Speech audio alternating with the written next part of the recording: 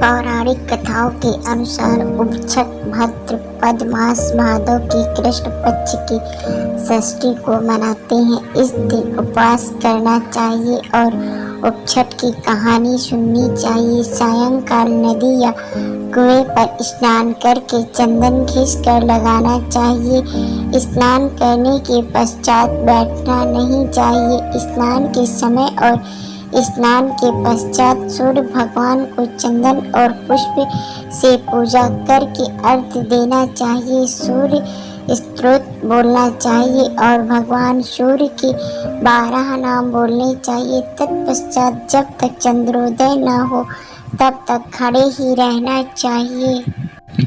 संध्या समय सभी मंदिरों में भगवान के दर्शन करते हैं।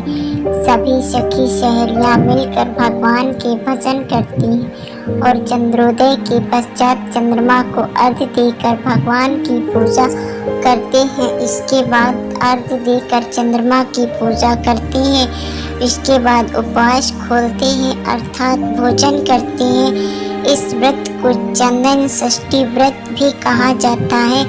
उपछठ की कहानी एक साहूकार था।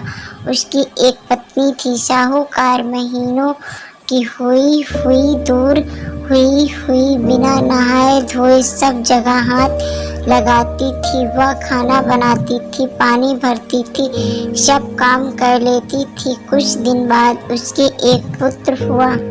उन्होंने उसकी शादी की। शादी के कुछ दिनों बाद साहूकार और साहूकारनी की मृत्यु हो गई। मृत्यु के बाद साहूकार तो बैल बन गया और साहूकारनी कुतिया। वे दोनों अपने बेटे के घर पर ही पहुंच गए। बेटा बैल से खूब कमा लेता था। दिन भर खेत में जोतता और कुएं में से पानी निकलवाता। कुतिया उसके घर की रखवाली करती। जब उसको वहाँ 1 साल हो गया तो उस लड़के के पिता का श्राद्ध आया। श्राद्ध के दिन खूब पकवान बनवाए गए। उनके खीर भी बनवाई गई। खीर को ठंडा करने के लिए एक थाली में फैलाकर रख दिया गया। उसी समय एक चील उड़ती हुई आई जिसके मुंह में मरा हुआ सांप था। वह सांप उसके मुंह से छूट गया और खीर में गिर गया।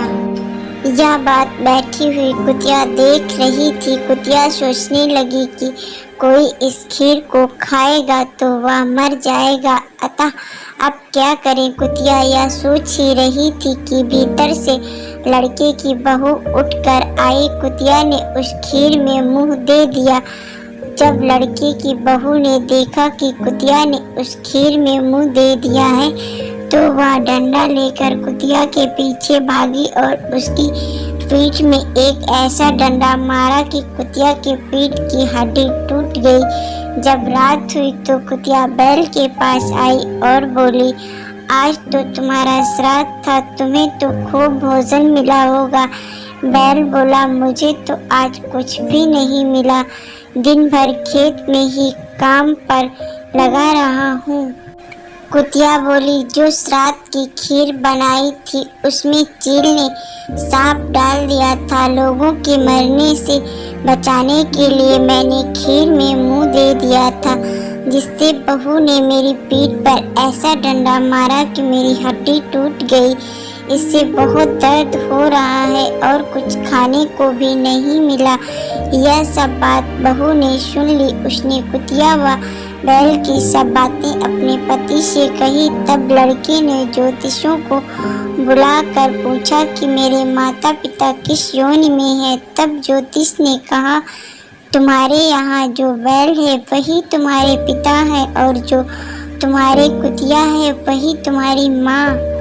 लड़का बोला, इनका उद्धार कैसे हो। पंडितों ने कहा, तुम अपनी कुंवारी लड़की से उपछठ का व्रत भादो उपछठी को करवा दो। जब वो अर्घ देवे तब जहाँ से पानी गिरे वहाँ इन्हें खड़ा कर देना। इससे इनकी ये योनि छूट जाएगी। तेरी माँ को अपने कर्मों के कारण यह योनि मिली है। साहूकार के लड़के ने अपनी लड़की से व्रत करवाया। अर्घ का पानी बहा कर छत की नाली से जहाँ गिरा वहाँ उन्हें खड़ा कर दिया।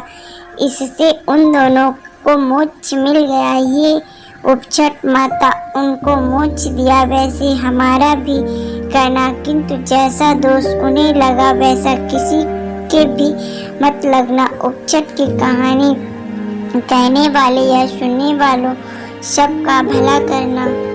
उपछट का उद्यापन। इसका उद्यापन यदि कुंवारी लड़की करे तो 8 प्लेटें या 8 प्याले जो भी बांटना चाहे रखे, 8 लड्डू या घेवर रखने चाहिए। इस प्याले के साथ नारियल भी रखना चाहिए।